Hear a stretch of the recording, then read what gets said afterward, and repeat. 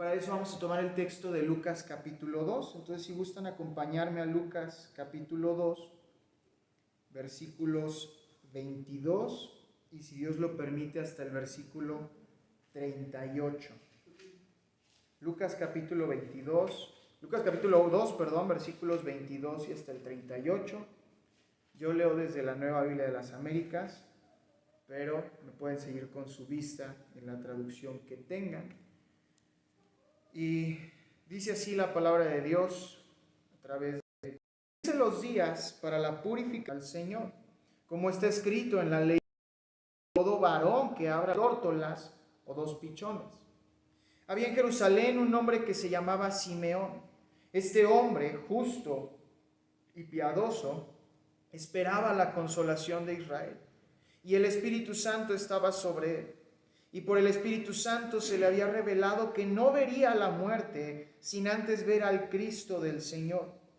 Movido por el Espíritu fue al templo, y cuando los padres del niño Jesús lo trajeron para cumplir por él el rito de la ley, Simeón tomó al niño en sus brazos y bendijo a Dios diciendo: ahora, Señor, permite que tu siervo se vaya en paz, conforme a tu palabra, porque mis ojos han visto tu salvación, la cual has preparado en presencia de todos los pueblos, luz de revelación a los gentiles y gloria de tu pueblo Israel. Y los padres del niño estaban asombrados de las cosas que de él se decían. Simeón los bendijo y dijo a su madre María: este niño ha sido puesto para caída y levantamiento de muchos en Israel, y para ser señal de contradicción, y una espada traspasará aún tu propia alma, a fin de que sean revelados los pensamientos de muchos corazones. Y había una profetisa, Ana, hija de Fanuel, de la tribu de Aser. Ella era de edad muy avanzada y había vivido con su marido 7 años después de su matrimonio, y después de viuda hasta los 84 años. Nunca se alejaba del templo, sirviendo noche y día con ayunos y oraciones. Llegando ella en ese preciso momento, daba gracias a Dios y hablaba del niño a todos los que esperaban la redención de Jerusalén. Oramos. Bendito Dios, gracias por tu palabra. Háblanos a través de ella, a través de estos dos personajes que estudiaremos el día de hoy, Señor, y dentro de 8 días. Pues sin duda alguna, a través de sus testimonios, a través de su vida y sobre todo a través del Espíritu Santo que obró a través de ellos durante todos estos años, nos enseñarán, Padre, lo que tú tienes para nosotros el día de hoy. Gracias por tu Hijo Cristo, a quien recordamos el día de hoy. Amén y amén.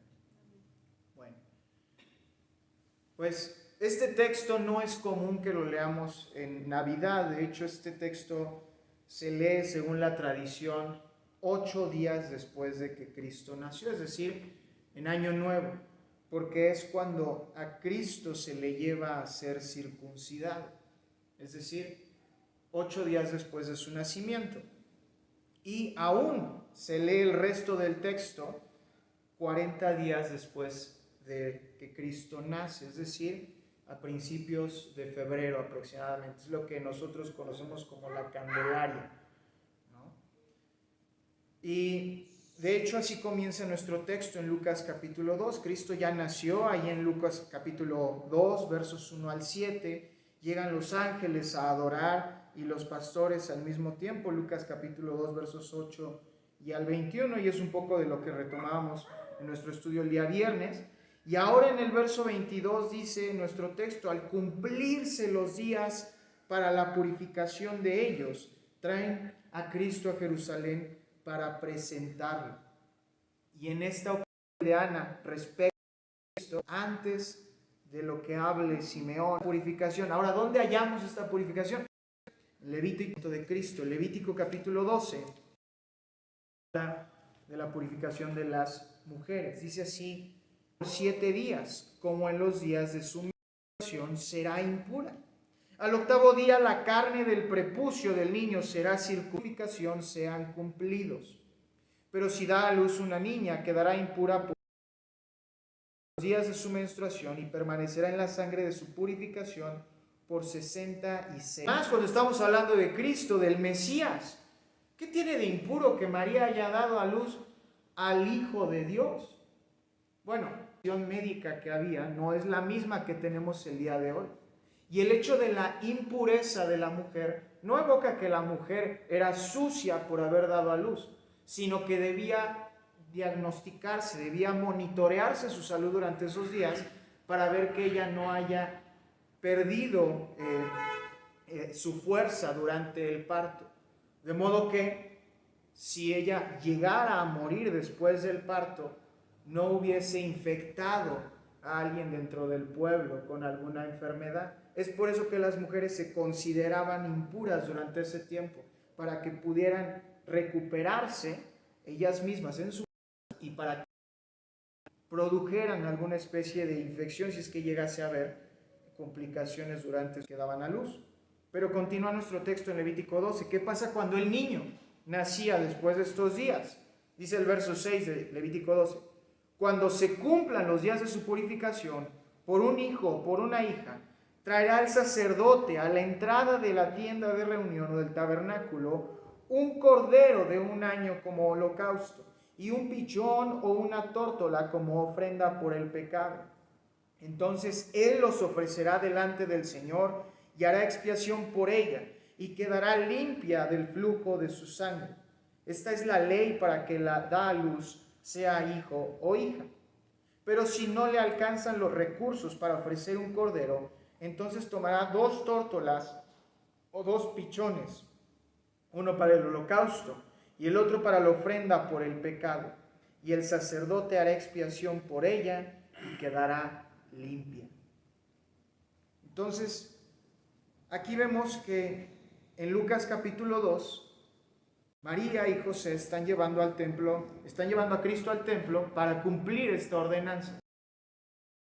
La ley mosaica, al llevar a Cristo para hacer redención de los primogénitos, ahorita llegaremos ahí. Dice el texto entonces, Lucas 2:22, al cumplirse los días de la purificación de ellos, según la ley de Moisés, lo trajeron a Jerusalén para presentar al niño al Señor, como está escrito en la ley del Señor. Todo varón que abra la matriz será llamado santo para el Señor. Ahora, eso no lo vimos. ¿Dónde está esa parte del texto? Bueno, recuerdan ustedes Éxodo capítulo 12 cuando se habla de la Pascua, cuando se habla de que todos los primogénitos morirían en Egipto por la plaga, el último de los grandes azotes del Señor hacia Egipto. Y en esa misma Pascua el Señor dice, ofrecerán un cordero. Y cuando pase el ángel de la muerte y vea la sangre en los dinteles, ¿qué dice el texto? Pasará de largo y entonces la muerte no entrará a tu casa. Esa redención es de la que se está hablando aquí. Está diciendo, todo varón que abra la matriz será llamado santo para el Señor, o será consagrado para el Señor, será entregado al Señor.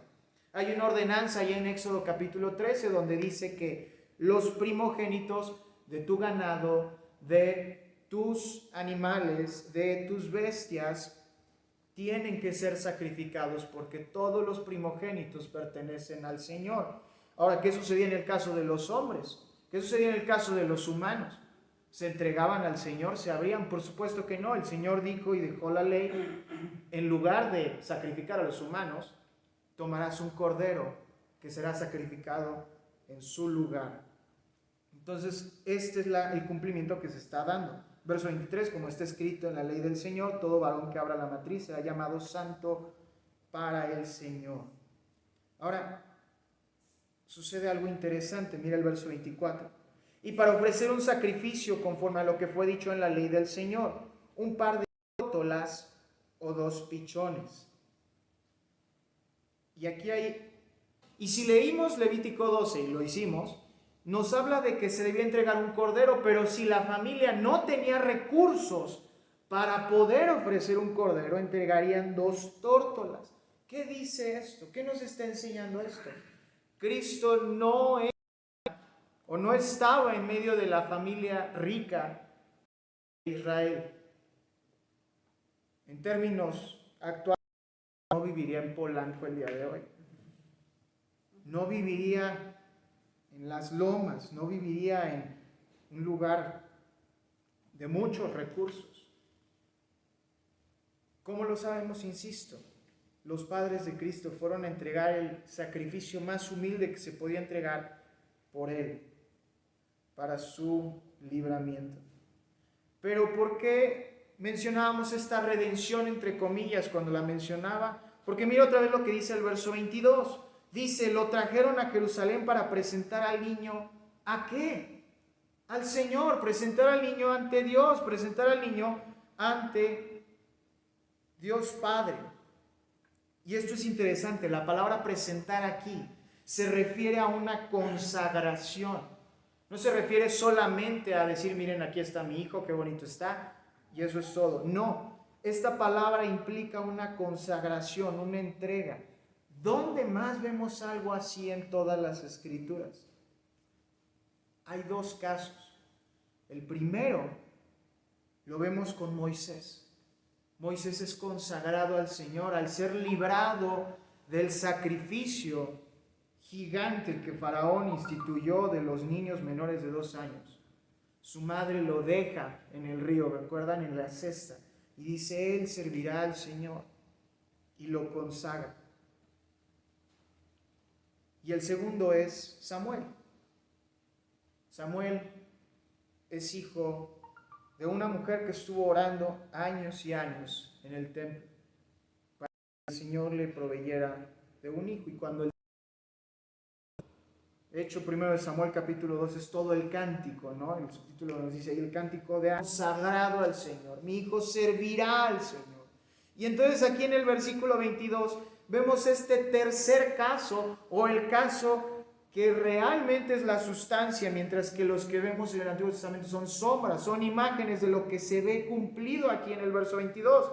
Vienen María y José a presentar a Cristo y dicen, Él es la consagración del Señor.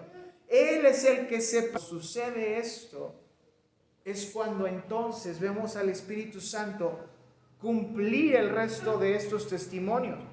Ahorita acabamos de llegar nada más a este punto donde presentan al niño. El sacerdote mata a 2 tórtolas en sacrificio y holocausto, pureza y para la redención del niño. Pero llega el Espíritu Santo ahí en el versículo 25 de nuestra lectura. Dice, había en Jerusalén un hombre que se llamaba Simeón.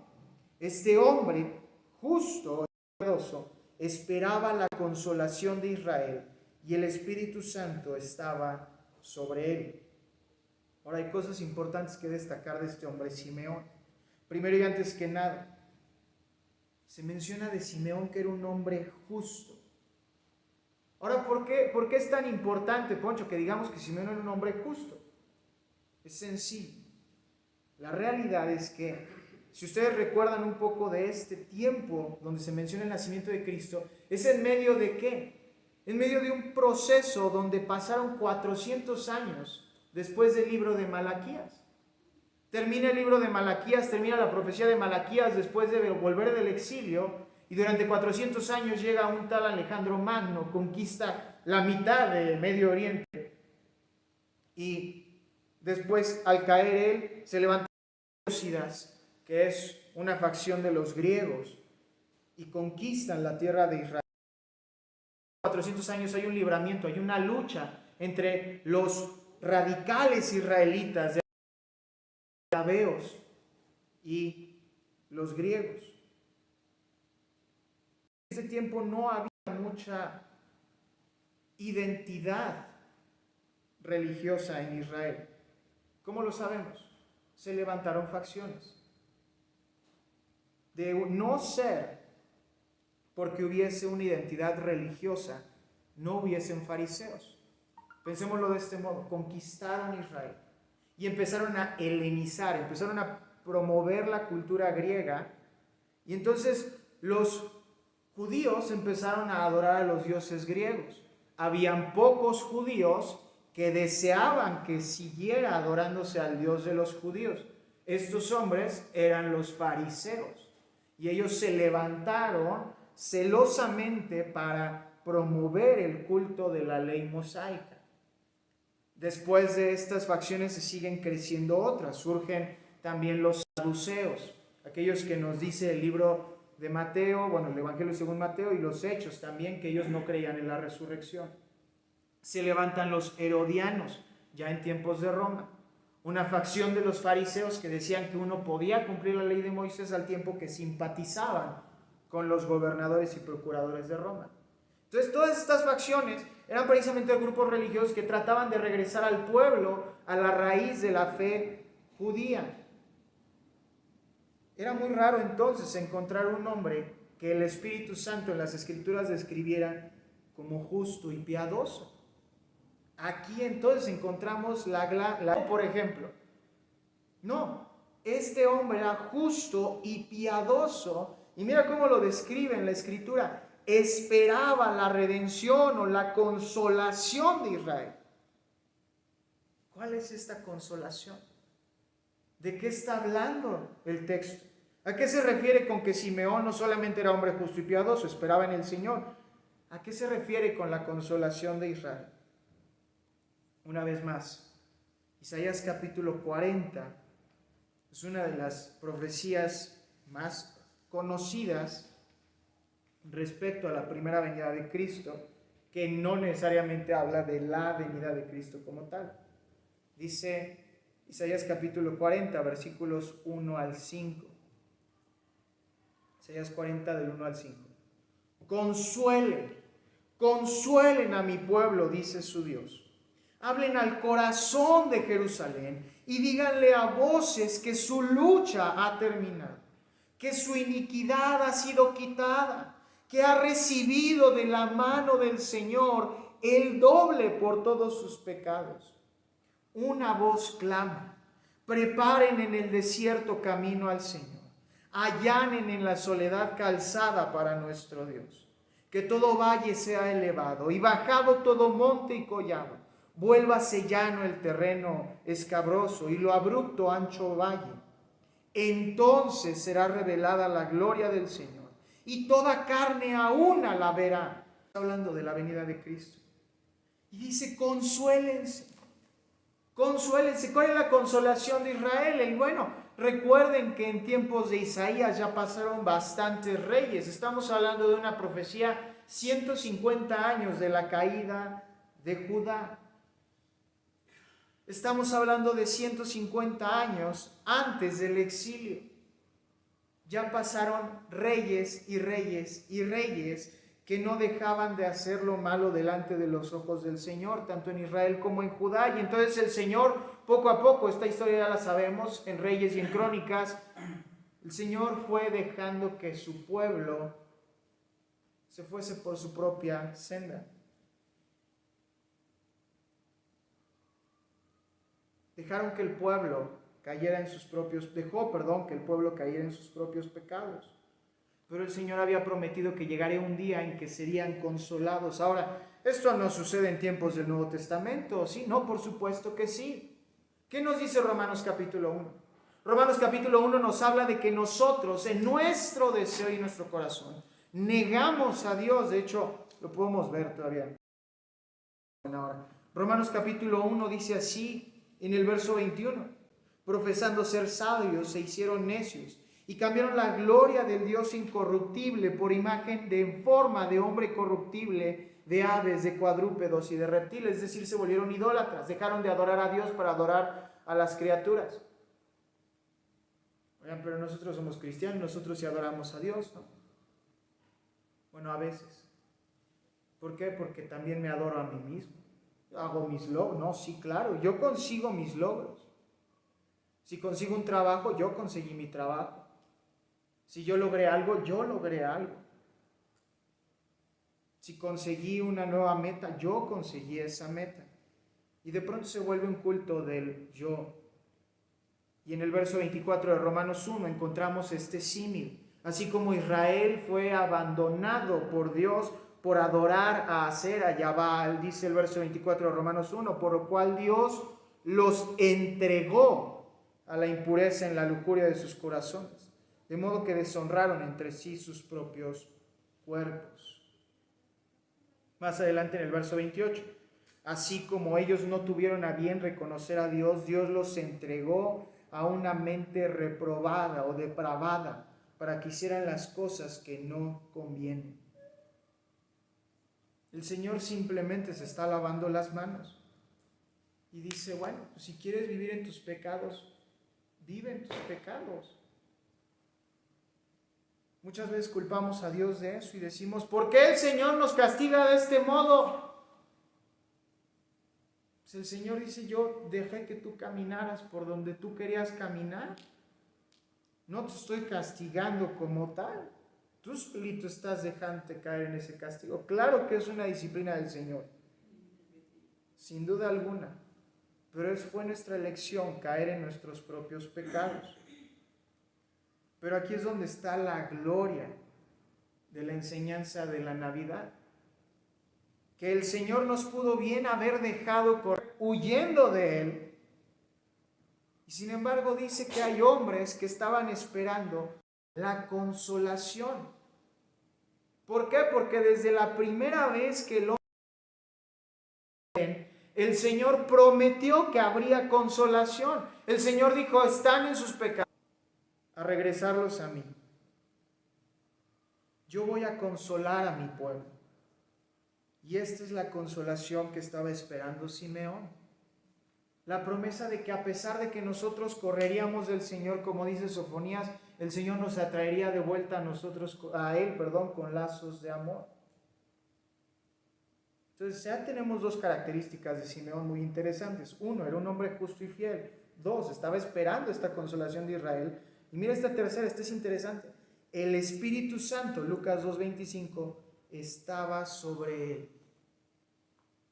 ¿Cómo es esto posible? ¿Cómo es posible que un hombre tenga al Espíritu Santo si Cristo apenas acaba de llegar al mundo? Piénsalo. Cristo dijo en Juan capítulo 14, Juan capítulo 16, que Él oraría y rogaría al Padre y Él mandaría a otro consolador. Está hablando de tiempos futuros. Entonces, ¿cómo es posible que el Espíritu Santo ya esté en Simeón si Cristo todavía no había rogado al Padre para que viniera el Espíritu Santo? ¿Está hablando de otro Espíritu Santo? ¿De qué está hablando? Bueno, aquí tenemos que ser muy cuidadosos, este tema es teológico. Hay dos cosas aquí que tenemos que distinguir. Uno es el orden de la salvación, o lo que llamamos el ordo salutis, el orden de la salvación. Y otra muy distinta es la historia de la salvación, o historia salutis. Mientras que los evangelios nos narran la historia de la salvación, es decir, cómo es que el Señor fue entregando la salvación al mundo, esto no significa que el orden de la salvación cambiara. Cada hombre ha sido salvo en el mismo orden. El Espíritu Santo llega a ellos, los convence de su pecado. En el Testamento fueron creyentes de la promesa de que Cristo vendría. ¿Cómo fueron salvos en tiempos mesiánicos? Fueron salvos creyendo en el Cristo. Que Simeón sea un caso especial donde el Espíritu Santo sí descendió y en todos los demás no. Cada persona, cada creyente en el mundo ha sido salvo porque el Espíritu Santo está sobre él. Simplemente es una distinción entre el orden en el que somos salvos y la historia de la salvación. El Espíritu Santo se le había revelado que no vería la muerte sin antes ver al Cristo del Señor. Ahora nota esto tiene una doble implicación teológica tan hermosa. En primer lugar, sí, la parte profética donde el Señor le dice a Simeón, tú no morirás hasta que veas a mi hijo en carne. Es algo glorioso, es una promesa impresionante. Entonces él podía caminar tranquilo por las calles de Ecatepec, de Jerusalén, sabiendo que no le iba a pasar nada hasta que viera a Cristo. Era una super promesa. Pero al mismo tiempo, nota la implicación que nos llega hasta nosotros el día de hoy. Nosotros no vamos a conocer la muerte. Nadie que sea salvo va a conocer la muerte sin antes ver a Cristo. ¿Cómo? Significa que Cristo va a venir a presentarse delante de nosotros, no de la forma en la que nosotros lo imaginamos. Cristo se presenta en su palabra, porque toda esta palabra se cumple en nosotros. El Espíritu Santo nos ha revelado que nunca hemos de conocer la muerte sin antes ver a Cristo. Esto se conecta claramente con lo que veíamos el viernes, ¿no es así? ¿Qué le dijo Cristo a Nicodemo? ¿Qué hacían los israelitas cuando eran picados o eran mordidos por la serpiente? Iban y veían a la serpiente de bronce. Ahora, en una nota que por ahí escribí, ¿por qué era una serpiente? ¿Por qué tenía que ser una serpiente la que se levantara? ¿Por qué el Señor no levantó un estandarte, un león? Firman en sus estudios y concluyen que esto es una enseñanza de Dios. Esto es una enseñanza de Dios porque la muerte mismo, lo que les causaba la muerte, su pecado, trajo a estas serpientes. Y el Señor está diciendo, tú eres el que deberías estar en ese poste de bronce, tú eres el que deberías estar muerto. Pero yo puse en este palo de bronce a la serpiente. Lo que te está causando la muerte está muerto ahora. Y si tú volteas a ver ese sacrificio, es válido en ti. Y en el verso 26 entonces encontramos esto proyectado en Cristo. Cada vez que venimos y vemos la cruz, vemos los pecados que han sido, somos los que deberíamos estar en aquella cruz. Pero el Señor ha puesto nuestra causa de muerte en la cruz, cargada en los hombros de Cristo, para que al ver a la cruz nosotros seamos salvos. Es glorioso. Y no veremos la muerte sin antes ver a Cristo en la cruz. Algo que si somos creyentes ya lo hemos visto. Verso 27 continúa.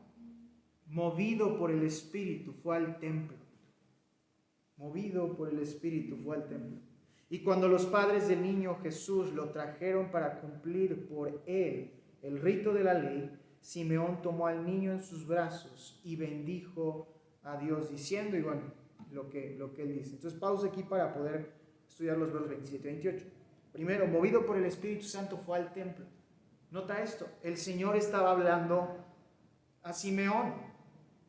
El Señor le estaba diciendo, ve al templo. Y cuando los padres del niño lo trajeron para cumplir este rito, ¿cuál rito? Lo que vimos en el verso 22. ¿Qué significa? El Señor orquestó este encuentro. No es como que Simeón estaba ahí, casualmente se encontró a María y a José y dijeron, ¿cómo estás? Oye, ¿cómo te fue? Feliz Navidad, feliz Navidad. Que bueno, esa era la primera Navidad, iba a ser muy extraño que se felicitaran, pero ¿cómo estás? ¿Cómo te fue? No, mira, este es mi niño, se llama Jesús. No. El Señor orquestó esto, no fue una simple casualidad, no fue una coincidencia. Y es algo que nosotros debemos entender en nuestra vida. Lo que el Señor dispone para nosotros, los planes que Él tiene para nuestras vidas, por más sorpresivos, por más en curva que nos agarren, no son casualidades. El Señor conduce nuestro camino. No es ninguna coincidencia que tú y yo estemos hoy aquí. Y no es ninguna coincidencia que el día de mañana podamos hacer lo que el Señor disponga que vayamos a hacer el día de mañana. Movido por el Espíritu fue al templo.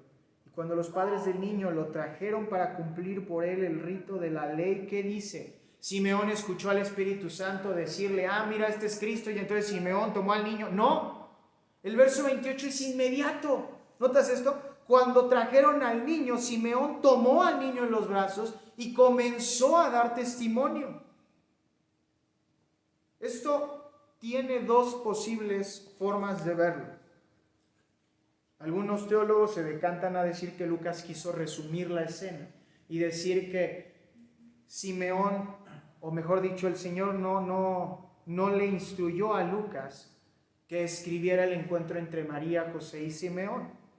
Pero otros teólogos confirman o concluyen que lo que dice cumplido cuando él vio al niño, y entonces en el verso 28 la reacción fue inmediata.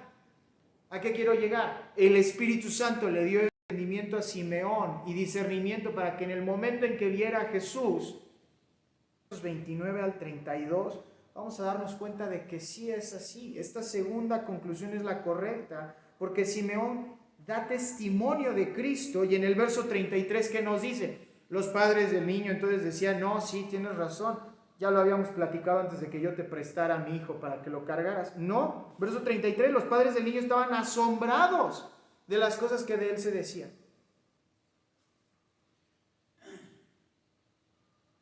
Amados, el Señor hoy nos da la enorme bendición y privilegio, y el enorme privilegio de ocupar el lugar de Simeón, no literalmente, pero de cierto modo nosotros cumplimos este papel en el verso 28.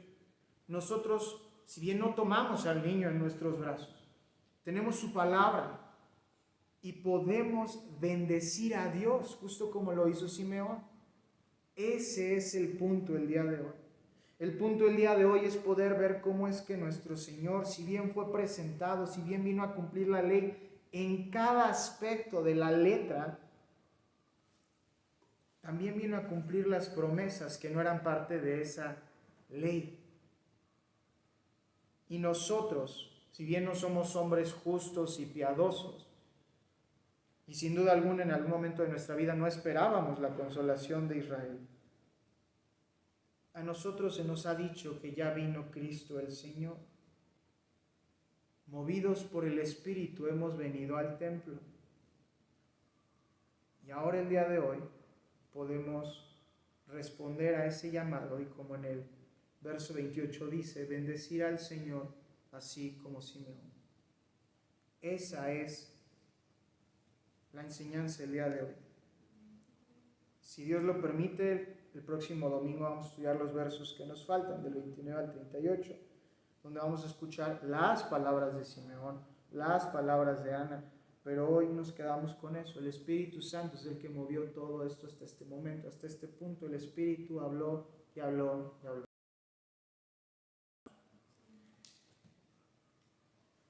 Amado Dios, sino también la gloria de que aún en nuestros pecados, aún queriendo huir de ti, aún declarando una guerra, Señor, que ya estaba perdida por nosotros al querer hacer enemistad contigo por medio de nuestros pecados, al haber escogido el camino y el monte de la muerte, aún, Señor, la gloria se manifiesta en el hecho de que en medio de nuestra oscuridad, tú trajiste,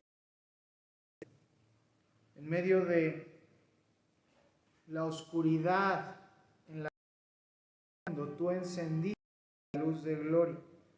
Tú hiciste salir y así hiciste nacer el sol de justicia en cuyas alas encontramos salvación. Hiciste resplandecer tu rostro sobre nosotros. Y en tu Hijo Cristo, aquel que lo llena todo, vino al mundo, un mundo donde no había lugar para él en el mesón. Señor, permítenos entender que en este punto podemos ver la consolación de tu pueblo. Porque a pesar de los pecados, a pesar de la enemistad, a pesar de todo, Señor, que aún como creyentes seguimos teniendo todos los días, aún seguimos faltando a tu nombre en hecho, palabra y pensamiento, aún tú nos consuelas, haciéndonos ver a la historia 2000 años en el pasado y ver que siendo efectiva a nuestro favor. No como si Cristo siguiera ahí, sino sabiendo que Cristo, en ese sacrificio, Señor, en esas 3 horas, cumplió todo lo que necesitaba cumplirse. A tal punto, Señor, de que hace 2000 años no solamente se comenzó la obra, sino que se concluyó cuando Cristo dijo, consumado es. Padre, permítenos entender esto y junto a Simeón y todos tus santos poder bendecir tu nombre y obedecerte, responder a este llamado y darte gracias y gloria, porque sin duda alguna la cruz no hubiese sido posible sin la encarnación. Gracias, porque tu Hijo Cristo vino voluntariamente. Fue en su deseo y en su amor venir a salvarnos. No nos queda más que darte las gracias, Señor, y entregar nuestra vida. Y así como Samuel fue consagrado, así como Moisés fue consagrado, nos entregamos nosotros, Señor.